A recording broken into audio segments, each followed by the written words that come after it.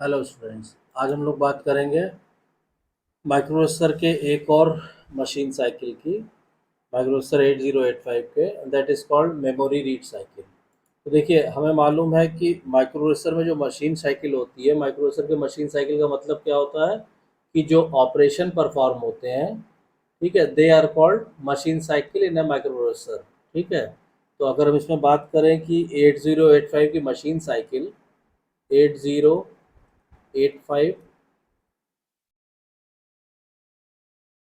Machine cycle,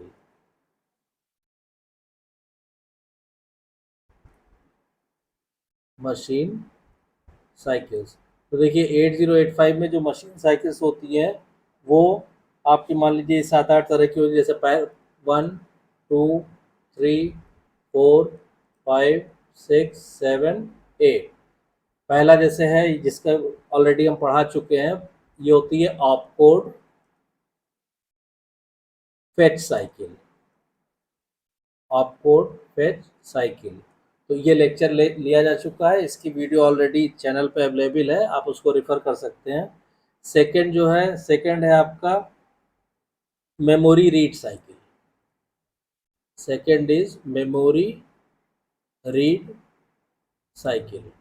तो ये machine cycle मतलब कि जो ऑपरेशन परफॉर्म होती है, या इसमें क्या जैसे क्या होता है, जो ऑपकोड है उसको फेच करते हैं, इसमें डेटा को पढ़ते हैं मेमोरी से। ठीक है, फिर नेक्स्ट है आपका ऑपकोड फेच साइकिल हो गया। बल्कि इसको सेकंड स्टेप पे आप करिए तो सीरियटम जो है बनाने में आपको आसानी रहेगी। आप क्या कीजिए, ऑपकोड के बाद आप लिखिए ऑपरेंड। ठीक है, इसको आप लिखिए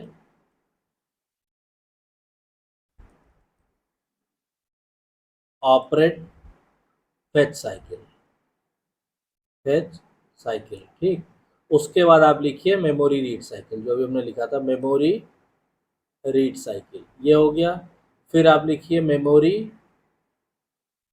राइट साइकिल।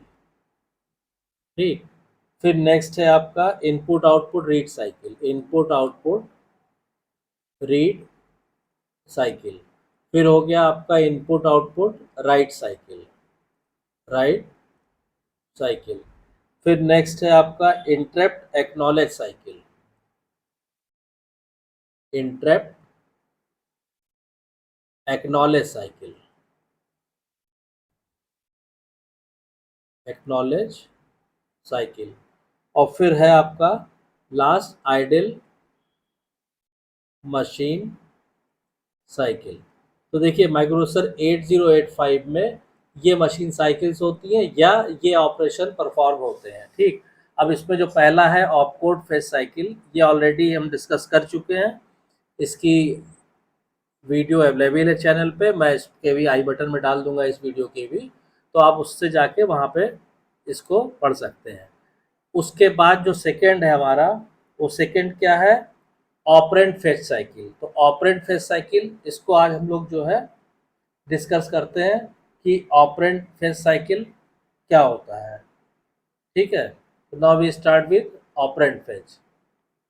देखिए, ऑपरेंट फेच साइकिल में क्या होता है, ऑपरेंट क्या होते हैं पहले ये हालांकि आपको क्लियर हो गया होगा, जो रेगुलर स्टूडेंट्स हैं चैनल के, और जो नए भी आए हैं स्टूडेंट्स उनको भी बता दें कि ऑपरेंड और ऑपकोड दो चीज़ें होती हैं इंस्ट्रक्शन में। तो जब भी हम कोई इंस्ट्रक्शन देते हैं माइक्रो प्रोसेसर को, तो उसके अंदर दो चीज़ें होती हैं, एक तो होता है ऑपकोड और एक होता है ऑपरेंड। मतलब ऑपकोड का मतलब कि जो ऑपरेशन होना है, जो काम होना है, और ऑपरेंड का मतलब होता है जिन डेटा पे या जिस वेरिएबल पे होना है। ठीक, जैसे मान लिया हमने कोई इंस्ट्रक्शन दिया, सपोज कीजिए मूव A, C, इसका मतलब क्या हुआ, या हमने कोई, या इसका मतलब ये हुआ कि सी रजिस्टर में जो डाटा है उसको एक्यूमुलेटर में मूव करा दीजिए। तो इसमें ये तो हो गया ऑपकोड और ये हो गए ऑपरेंड्स। या हमने मान लीजिए दूसरा इंस्ट्रक्शन दिया MVI, मूव इमीडिएटली, और क्या इंस्ट्रक्शन दिया हमने MVI से, सपोज कीजिए हमने कहा कि B, A, मतलब क्या हुआ, एक्यूमुलेटर में जो डाटा है उसको किस में मूव करा दें, बी में। तो ये ऑपकोड, ये आपका ऑपकोड हो गया, ये ऑपरेंड हो गया। क्लियर? तो आई होप कि आपको ऑपरेंड और ऑपकोड ये क्लियर हो गया होगा। अब हम लोग शुरू करते हैं जो आज का टॉपिक है कि ऑपरेंड फेच या memory read cycle. Operand fetch और मेमोरी रीड साइकिल। ठीक है, देखिए इसमें क्या होता है कि 8085 uses this cycle to fetch the operand of an instruction if it is a multi-byte instruction, and second to read the data from memory। यानी ये जो मशीन साइकिल है या ये जो इंस्ट्रक्शन है वो यूज होती है दो कामों के लिए। पहला क्या है, जैसे ये बताया ऑपरेंड फेच, मतलब ऑपरेंड को to fetch the operand of an instruction if it is a multi byte instruction. अगर इंस्ट्रक्शन आपका मल्टी बाइट है, दो या दो से ज़्यादा बाइट से मिलके बना है, तो ये यूज होता है ऑपरेंड को फेच करने के लिए। ठीक है, this is use for operand fetch.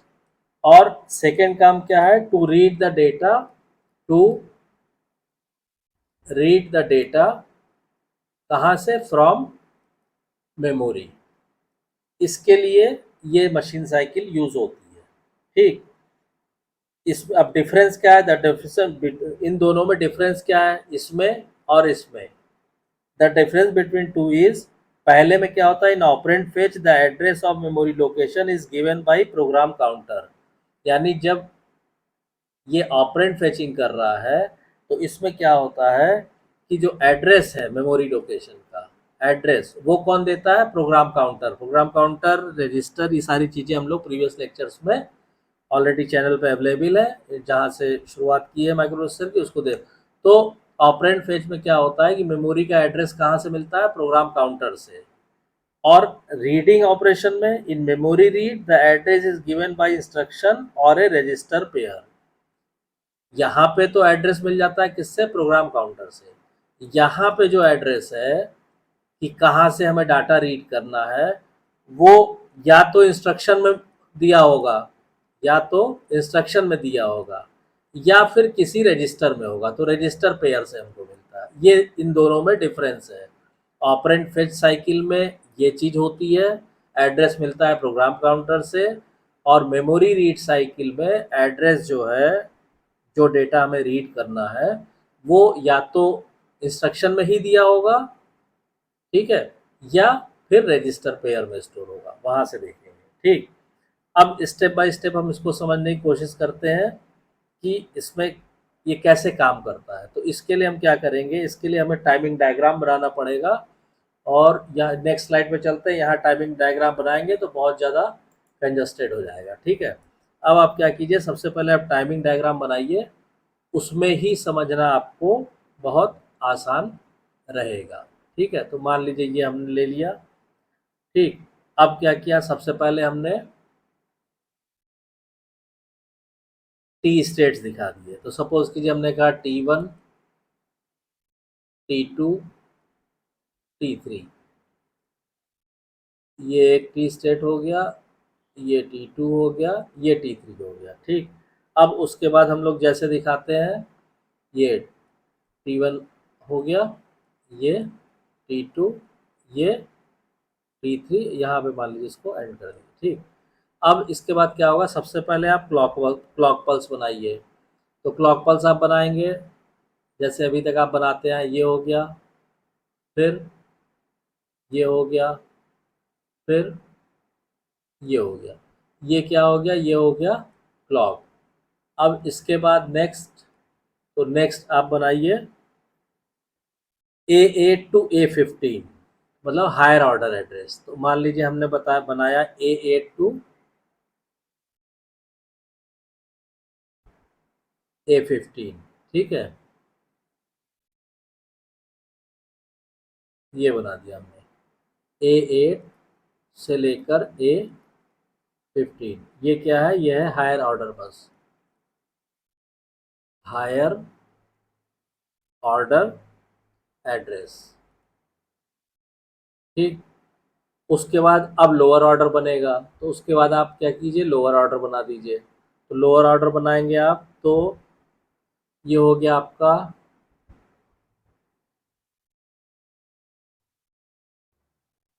ठीक है। अब तो इतने लेक्चर में हम लोग ये टाइमिंग डायग्राम डिस्कस कर चुके हैं कि आप लोगों को काफ़ी कुछ इसमें आ गया होगा। ठीक, ये हो गया। अब ये क्या हुआ, ये हुआ AD0 से AD7 तक। तो ये क्या हो गया, ये हो गया आपका AD0 से AD7 तक। तो यहाँ पे आप लिख दीजिए AD0 से ये हो गया AD7 तक। ठीक है, अब ये क्या है, ये हमें मालूम है कि ये लो ऑर्डर और एड्रेस है। ठीक है, ये हो गया। यहाँ और उसके बाद यहाँ T2 T3 में क्या, यही लाइंस यूज हो जाएंगी किसके लिए, डाटा फ्रॉम मेमोरी। ठीक है, ये हो गया। अब उसके बाद नेक्स्ट सिग्नल आप बनाइए, तो नेक्स्ट सिग्नल मान लीजिए ALE सिग्नल हम लोग पढ़ चुके हैं। ALE सिग्नल ड्रॉ करते हैं, तो क्या हो जाएगा, ALE सिग्नल आपका ये आया, ये आया। ठीक, और ये हो गया ALE signal, address latch enable signal. उसके बाद input output oblique memory signal आपको दिखाना रहेगा। तो input output oblique memory signal जब आप शो करेंगे, तो वो मान लीजिए आपने शो किया इस तरह से, ये और फिर ये। ठीक है, ये सिग्नल हो गया हमारा इनपुट आउटपुट ऑब्लिक मेमोरी। ठीक, उसके बाद रीड सिग्नल और राइट सिग्नल। तो अब देखिए, उसके बाद जब हम रीड सिग्नल ड्रॉ करेंगे, मेन आप इसमें ये ध्यान रखिए कि कहाँ पे कौन सा सिग्नल जो है लो, अभी इसको हम एक्सप्लेन करते हैं आपको कि अब रीड सिग्नल जो है आपका T2 से ये आया, T2 से T3 में, यानी ये ऐसे इस तरह। ठीक, अब उसके बाद राइट सिग्नल, तो राइट ऑपरेशन होना नहीं है, तो मान लीजिए हमने राइट सिग्नल सीधा सीधा दिखा दिया इस तरह। ठीक, अब इसको क्या कीजिए, आप थोड़ा सा इसको डायग्राम को यहाँ पे से बढ़ा के हमने इसको क्लोज कर दिया ऐसे। ठीक है, ये हो गया आपका RD बार और ये हो गया आपका WR बार। ठीक, अब अच्छा, अब इसमें क्या है कि जहाँ पे आपका ये जो एज है, ठीक है, अब यहाँ पे आपको सिंगल इफेक्ट दिखाना होगा, तो ये चेंजिंग है और ये चेंजिंग पॉइंट है। ठीक, तो यहाँ से क्या कीजिए, ये आपने दिखाया ये, और यहाँ से भी आपने दिखा दिया ये। This is called single effect signal. ठीक है, उसके बारे में भी मैं लेक्चर आपको प्रीवियस एक दो वीडियो में डाल चुका हूँ। ठीक, अब ये जो स्टेट है यहाँ पे देखिए, ये लोअर ऑर्डर है, फिर यहाँ पे डेटा के लिए यूज करने लगा, तो इसको हम लिख सकते हैं फ्लोटिंग। तो ये कंप्लीट टाइमिंग डायग्राम हो गया किसका, मेमोरी रीड ऑपरेशन का, मेमोरी रीड साइकिल का। तो इसको आप लिख सकते हैं मेमोरी रीड। ठीक है, and this is the timing diagram of memory read cycle. ठीक, अब देखिए, अब इसको समझिए, एक बार आप समझ लेंगे तो आपको रटने की वो जो है। अच्छा, इसमें एक अभी सिग्नल यहाँ पे WR के बाद एक सिग्नल रह गया आपका, वो कौन सा, स्टेटस सिग्नल रहेगा ड्रॉ करने को। तो स्टेटस सिग्नल भी हम यहीं पे ड्रॉ कर लेते हैं। स्टेटस सिग्नल S0 और S1, तो वो आएगा आपका इस तरह बनाया आपने, ये और ये। ठीक, तो इसको आप लिख दीजिए S0 और S1। ठीक, अब यहाँ पे स्टेटस क्या होगा, अब जैसे जैसे मैं आपको एक्सप्लेन करता हूँ तब इसको लिखते हैं। ठीक, अब आप इसको देखिए, स्टेप बाय स्टेप जो है इसको समझने की कोशिश कीजिए। इसमें क्या है कि देखिए, इसमें क्या है, अब इसका ऑपरेशन शुरू करते हैं। सबसे पहले हमने कहा स्टेप वन, तो स्टेप वन में क्या होगा, स्टेप वन में ये होगा कि सबसे पहले हमने यहाँ पे लिखा स्टेप वन, ठीक है। स्टेप वन में क्या होगा,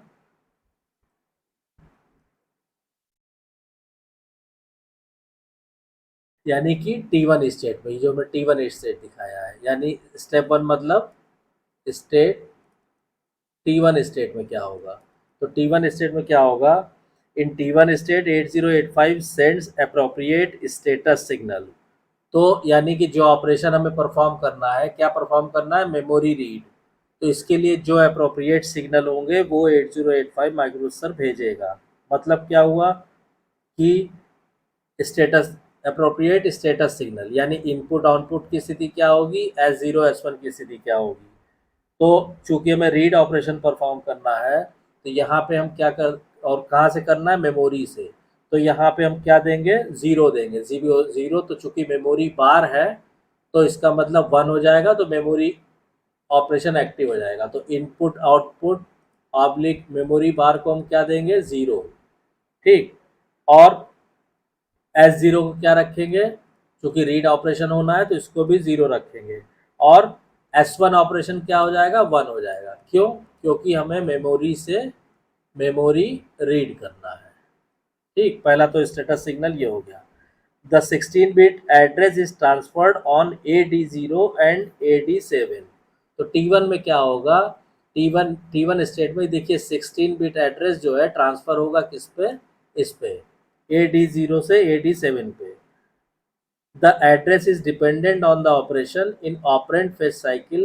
Address is given by program। ये तो मैं बता चुका हूँ आपको कि अगर operand fetch cycle का है ये, तो प्रोग्राम काउंटर देगा। और अगर जैसे इस समय हम लोग क्या पढ़ रहे हैं, मेमोरी रीड साइकिल पढ़ रहे हैं, तो ये या तो इंस्ट्रक्शन में एड्रेस दिया होगा या एड्रेस में भी फ्रॉम स्टैक पॉइंटर और जनरल पर्पस रजिस्टर। तो ये डिफरेंस अच्छी तरह समझ लीजिएगा। अब उसके बाद नेक्स्ट आप आ जाइए, ALE सिग्नल का क्या स्टेटस होगा। तो ALE signal, ALE is generated by 8085 to indicate the availability of address A0 A7 on AD0 to AD7। The ALE is used to latch A0 to। तो ALE को इन्होंने इसलिए हाई किया है, यहाँ पे देखिए ALE इसलिए हाई है T1 स्टेट में, जब एड्रेस लैच एनेबल होगा तभी AD0 से AD7 को हम यूज़ कर पाएंगे एड्रेस के लिए, इसलिए यहाँ पे इसको हाई किया हुआ है। क्लियर। अब आप आ जाइए स्टेप टू में, ये क्लियर हो गया। अब आइए स्टेप टू में। स्टेप टू में क्या होगा, इन T2 स्टेट, अब ये जो टाइमिंग स्टेट T2 ये वाला, ठीक। इसमें क्या होगा, the lines AD0 AD7 will be used as D0 to D7 to transfer data. अब T2 में क्या होगा, ये जो लाइन्स अभी एड्रेस के लिए यूज़ की जा रही थी, ये यूज़ की जाएंगी किसके लिए, डाटा भेजने के लिए, ये, ठीक। अच्छा, जब डाटा भेजने के लिए यूज़ की जाएंगी, तो डाटा जब आप रीड करोगे तभी तो आपको RD बार क्या करना पड़ेगा, RD बार आपको, चूंकि RD बार है तो इसको जब आप लो करोगे, RD बार इसको आप लो करोगे तभी वो एक्टिव होगा और तभी ये डाटा ट्रांसफ़र होगा यहाँ पे। Clear.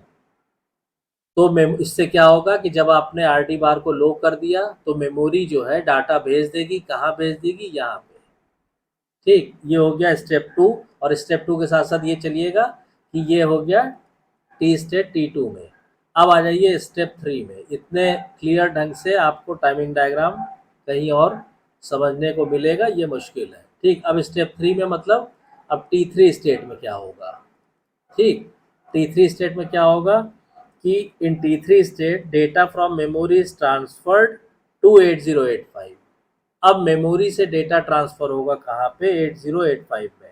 8085 accept this data and transfer on internal data bus and RD bar is made high. तो अब जब रीड ऑपरेशन हो गया तो RD बार क्या हो जाएगा, जब उसको डेटा को यहाँ पे डाल दिया, डेटा फ्रॉम मेमोरी, तो तब रीड का काम खत्म हो जाएगा। तो इसको हम वन कर देंगे। वन मतलब ज़ीरो, मतलब अनएक्टिव हो जाएगा, या वन भी कह लीजिए या हाई कह लीजिए, कुछ भी समझ लीजिए, ठीक। Now, where the data is transferred depends on the instruction for which this machine cycle is used। अब डाटा कहाँ ट्रांसफ़र होना है वो डिपेंड करेगा कि इंस्ट्रक्शन में क्या लिखा है, इंस्ट्रक्शन क्या दिया गया है जिसके लिए ये मशीन साइकिल एग्जीक्यूट कर रहा है। It is generally stored in general purpose register, मतलब कि डेटा को मेमोरी से माइक्रो प्रोसेसर ने रीड कर लिया, अपने पास ले लिया। कहाँ पे है, D0 से D7 में। अब ये कहाँ जाएगा, तो ये डिपेंड करेगा इंस्ट्रक्शन पे। ठीक है, जनरली क्या होता है कि इसको स्टोर किया जाता है जनरल पर्पस रजिस्टर में, और अगर ये मान लीजिए मेमोरी रीड साइकिल नहीं, ऑपरेंड फेच साइकिल है, then it is loaded in temporary register for further use. ठीक, तो जो डेटा रीड किया गया है, जो जो जो डेटा यहाँ पे रीड किया गया है उसको क्या करना है, तो वो ये कहता है कि अगर या तो इंस्ट्रक्शन में लिखा होगा उसको कहाँ भेजना है, क्या करना है, वो आप कीजिए। ठीक है, और वो आप करेंगे, या फिर आप इसको रजिस्टर्स में स्टोर कीजिए। ठीक, रजिस्टर में स्टोर कीजिए। अब वो ये कह रहा है कि अब यहाँ पे देखिए, अभी हम लोग कह रहे थे ना, अगर ये ऑपरेंड फेच साइकिल है, अगर ये ऑपरेंड फेच साइकिल है, अगर ये ऑपरेंड फेचिंग का ऑपरेशन परफॉर्म कर रहा है, तो जो ये डाटा यहाँ पे आया है, ठीक है, वो चला जाएगा किसमें, टेम्पररी रजिस्टर में। क्यों, क्योंकि वहां से फिर वो आगे यूज होगा। और अगर ये मेमोरी रीड साइकिल है तो क्या होगा, तो ये फिर जनरल पर्पस रजिस्टर में यूज हो जाएगा। तो आई होप कि आपको मेमोरी रीड साइकिल की एक एक चीज़ क्लियर हो गई होगी। अभी भी कहीं डाउट है, कंफ्यूजन है, तो आप कमेंट लाइन में कमेंट के लिखिएगा। और इसमें एक चीज़ ये बतानी रहेगी, in operand fetch cycle the program counter PC contents are incremented by 1 to point to next location. हाँ, तो ये तो क्लियर है, ये तो हमने बेसिक में ही पढ़ाया था आपको कि प्रोग्राम काउंटर क्या करता है, वो करंट एड्रेस को दिखाएगा। अब जब उस एड्रेस को आपने यूज कर लिया ऑपरेंड फेच साइकिल में, ये एड्रेस यूज, यहाँ का डाटा आप ट्रांसफर कर चुके, तो प्रोग्राम काउंटर क्या करेगा, वो अगले एड्रेस को दिखाएगा। ठीक, तो आई होप कि आपको ये क्लियर हो गया होगा। देखिए, टाइमिंग डायग्राम बहुत आसान चीज़ है, एक बार अगर आप समझ लेंगे तो आपको रटने और ऐसे ही अंदाजे से इन सब की ज़रूरत ही नहीं पड़ेगी।